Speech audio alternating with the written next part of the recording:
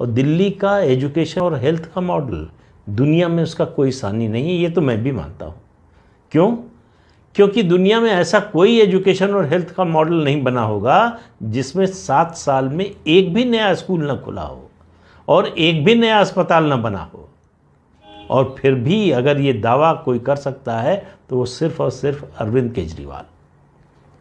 Expose हो जाने के बाद, आरटीआई से ये जवाब मिल जाने के बाद कि 7 साल में कोई स्कूल नहीं बना, कोई नया अस्पताल नहीं बना, तब भी, और इतना ही नहीं है, एक नई जांच के आदेश हो गए हैं कि ये जो स्कूल दिखाते हैं सरकारी स्कूल के, हमने देखिए क्या बना दिया, स्मार्ट स्कूल बना दिया, किस तरह से ये जो स्कूल बनवाए हुए हैं शीला दीक्षित के समय के, उस समय के स्कूलों को दिखाते हैं, उसमें उन्होंने परिवर्तन किया है, ये सही है। लेकिन अब आरोप ये है कि जो 5 लाख में काम होना चाहिए था वो 24 लाख में हुआ है, उसकी जांच होने जा रही है। तो एक और मुद्दा बन गया है। सीबीआई को जो कुछ मिला है उसके आधार पर अब एनफोर्समेंट डायरेक्टरेट मनीष सिसोदिया की जांच करने वाला है। और मैं आपको पक्के तौर पर बता रहा हूँ, ये एक्साइज पॉलिसी निश्चित रूप से इसकी जांच की आंच अरविंद केजरीवाल तक पहुंचेगी। लेकिन मैं एक दूसरी वजह से, दूसरे मुद्दे को लेकर ये वीडियो बना रहा हूँ। ये सब केवल जानकारी देने के लिए इतना बोला है। आगे की बात सुनिए। अरविंद केजरीवाल को मैं मानता हूँ देश का सबसे चतुर राजनेता। कोई चतुराई में अरविंद केजरीवाल का मुकाबला कर ही नहीं सकता, अपने को कोई कुछ भी समझता हो। जो व्यक्ति रेवेन्यू सर्विस का ऑफिसर रहा हो वो जानता है कि घोटाले कैसे होते हैं, कैसे किए जाते हैं और उनसे कैसे बचा जाता है।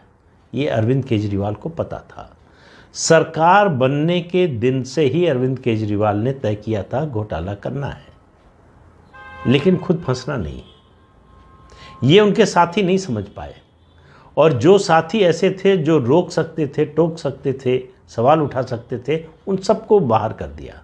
कुछ जो है शर्म में बाहर हो गए, कुछ निराश होकर बाहर हो गए और कुछ को धक्का मार के बाहर कर दिया। और जिनको बाहर किए ये सब फाउंडर मेंबर्स थे।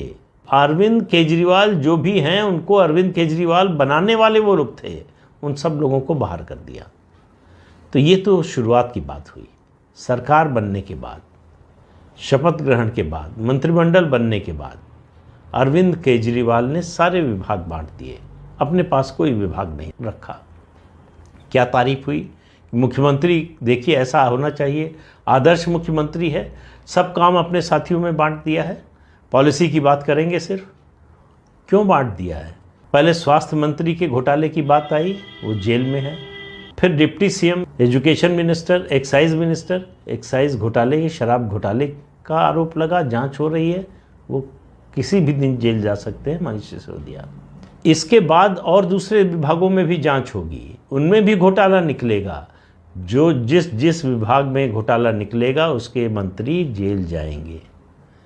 अरविंद केजरीवाल को कैसे जेल भेजेंगे? उनके पास तो कोई डिपार्टमेंट ही नहीं है, तो कोई घोटाला नहीं है।